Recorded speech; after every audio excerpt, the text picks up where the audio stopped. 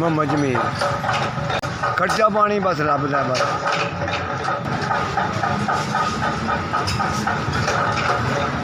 500 रुपया कमा रहा मैं, तो कोई राहत नहीं कोई बस है वेख लो। मैं 100 रुपया दुद्ध लैके आया, तो बस अपना बड़ी मुश्किल है।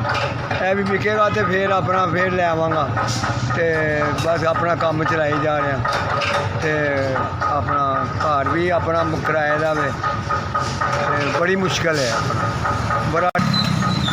आज बस छोटे छोटे बच्चे ने, तो अपना सर्कल चलाया है, तो अपना रेडी कदी उधर कदी इधर, बस इस तरह ही चलता पाया काम अपना।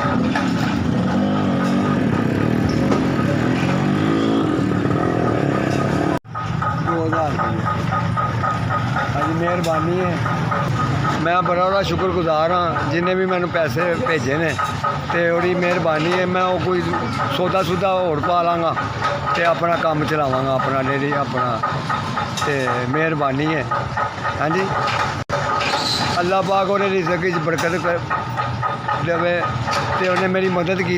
जिन्हें भी मैंने पैसे भेजे ने दिते ने भेजे ने, अल्लाह उन्होंने तंदुरुस्ती देवे, अल्लाह पाक और ते करम करे, अल्लाह पाक और उन्होंने देवे। तो मैं उन्होंने बड़ा शुक्रगुजार हाँ SBS वाले का, जिन्होंने मेरे तक पैसे पहुँचाए ने। मेहरबानी अल्लाह ताला उन्होंने।